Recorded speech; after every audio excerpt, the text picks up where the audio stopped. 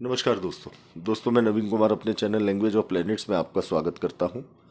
दोस्तों आज हम चर्चा करने जा रहे हैं जन्म कुंडली के अंदर एक ऐसे मार्केश की स्थिति की जो जिस स्थिति के चलते जातक को ना सिर्फ मानसिक तनाव ना सिर्फ मानसिक दबाव डिप्रेशन झेलना पड़ता है, बल्कि उस व्यक्ति को अपने चारों तरफ चलती फिरती परछाइयाँ भी दिखाई देने लगती हैं, या ये कहा जाए कि उसे इस हद दर्जे तक भ्रम होने लगते हैं कि उसका मानसिक संतुलन बिगड़ने की तरफ चला जाता है।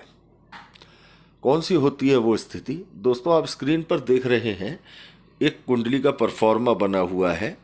उसमें कुंडली के दूसरे भाव में राहु और बुध बैठे हुए हैं।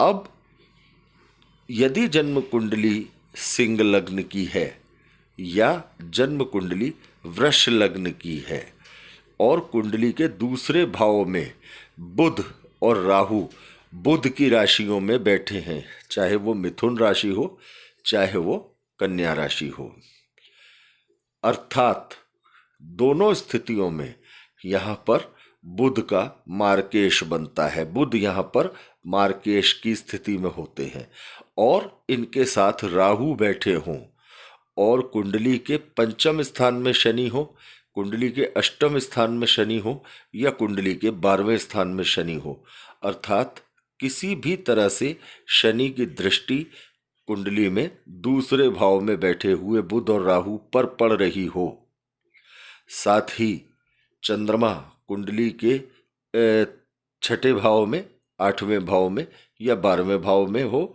या चंद्रमा अपनी नीच राशि में हो, या साथ ही चंद्रमा भी पाप पीड़ित हो जाए, तो दोस्तों ये स्थिति ऐसी स्थिति होती है कि जातक को मानसिक तनाव और डिप्रेशन की शिकायत इतनी ज़्यादा हो जाती है कि उसे अपने आसपास अक्सर परछाइयाँ देखने का दावा ऐसा जातक करता है कि मेरे आसपास कोई है, मुझे कोई दिखाई देता है, अभी कोई मेरे पास से निकल कर गया है।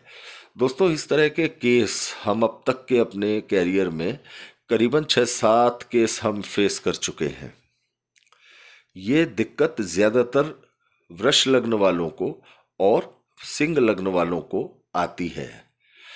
ये स्थिति और भी ज़्यादा भयानक हो जाती है यदि जन्म कुंडली वृष लग्न की है और वृष लग्न में शुक्र किसी भी तरह से पीड़ित हो जाए, कमज़ोर हो जाए, या सिंह लग्न की कुंडली है, सूर्य लग्न के स्वामी होकर किसी भी लिहाज से पीड़ित हो जाए, कमज़ोर हो जाए।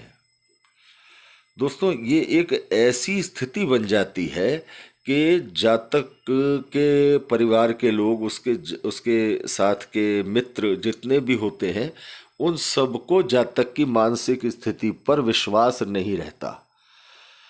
उस व्यक्ति के आसपास उस व्यक्ति को चलती फिरती परछाइयाँ दिखाई देती हैं, ऐसा वो दावा करता है, जबकि और लोग भी उसके साथ बैठे होते हैं, उनमें से किसी को भी इस तरह की स्थिति का एहसास नहीं होता। ऐसा कैसे होता है? दोस्तों जन्म कुंडली में लग्नेश हमारी कुंडली का लॉर्ड होता है, हमारे शरीर का स्वामी होता है, या ये कहें कि चलते फिरते हम लग्नेश के ही प्रारूप होते हैं। साथ ही बुध हमारी बुद्धि का कारक ग्रह होता है। अब अगर एक तरह से ये देखा जाए तो सभी लोग धन स्थान के स्वामी का धन स्थान में होना, यानी कुंडली के दूसरे भाव के स्वामी का दूसरे स्थान में होना, ये धन की स्थिति के लिए अच्छा बताते हैं। लेकिन धन की स्थिति भी इस स्थिति में लगातार बनती रहती है, धन आता रहता है, ठीक है, लेकिन इस स्थिति में धन से संबंधित तनाव जब भी होते हैं वो इतने ज़्यादा मानसिक तनाव होते हैं कि बुद्धि का काम करना बंद हो जाता है। तब एक ऐसा बुध के साथ जब भी राहु होते हैं तो जड़त्व तो योग बनाते हैं। जातक को ऐसा महसूस होने लगता है कि उसकी बुद्धि ने काम करना बंद कर दिया है।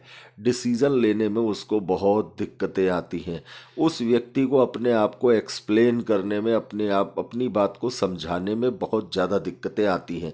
वाणी में उस जातक को दिक्कतें आने लगती हैं। तुतलाहट, हकलाहट उसके उसके आचरण में दिखाई देने लगती है। सूंघने की शक्ति, भले ही बुध अपनी राशि में हैं, लेकिन जब इनके ऊपर शनि की दृष्टि पड़ रही है, राहु इनके साथ है और ये जन्म कुंडली के दूसरे भाव में अपनी ही राशि के हैं, यानी मार्केश की स्थिति बनाकर बैठे हैं, तो दोस्तों ये एक बहुत खतरनाक स्थिति बनकर सामने आती है। कई बार ऐसी स्थिति देखी जाती है कि जातक को पागल खाने में भर्ती कराने की नौबत तक आ जाती है, क्योंकि जन्म कुंडली में बुध हमारी बुद्धि का कारक ग्रह होता है और चंद्रमा हमारे मन का कारक ग्रह होता है। इस स्थिति में जब चंद्रमा भी पीड़ित होता है या कमजोर होता है, तो ऐसी स्थिति में चंद्रमा हमारे मन का पीड़ित होना भी डेफिनेटली हमको मानसिक दबाव में लाता है। दोस्तों, ये स्थिति इतने खतरनाक सिम्टम्स बनाती है कि इंसान रात को चैन से सो भी नहीं पाता। बहुत नींद की दवाइयाँ, मानसिक परेशानी से बचने के लिए डिप्रेशन की दवाइयाँ खाता रहता है, लेकिन दवाइयाँ असर नहीं करती हैं। इस स्थिति से बचाव का सबसे अच्छा उपाय है कि ज़्यादा से ज़्यादा भगवान शंकर की सेवा की जाए, रुद्राभिषेक किया जाए, जलाभिषेक किया जाए। साथ ही पाप ग्रहों की शांति, चाहे वो आपकी जन्म कुंडली के अंदर कितने भी मजबूत स्थिति में बैठे हैं, धन देने की स्थिति में बैठे हैं, आपको पाप ग्रहों से संबंधित उपाय निश्चित तौर से करने चाहिए। आपको बुध से संबंधित उपाय निश्चित तौर से करने चाहिए। ऐसी स्थिति में जातक के परिजनों की शिकायत ये होती है कि दवाइयाँ भी उसे प्रॉपर असर नहीं कर रही हैं। नींद की दवाइयाँ देते हैं, आधा घंटा सोता है, उसके बाद फिर जाग जाता है और फिर वो चिल्लाने लगता है, इधर उधर देखने लगता है, सहमा सहमा सा बैठा रहता है या वायलेंट हो जाता है कभी कभी। दोस्तों, ये स्थितियाँ बहुत खतरनाक हैं और ये एक साथ जब बुध और चंद्रमा के पीड़ित हो जाने की स्थिति हो और साथ ही बुध कुंडली के दूसरे भाव में मार्केश बनाकर बैठे हों, तो इस तरह की स्थिति प्रबलतम तौर पर सामने आती है।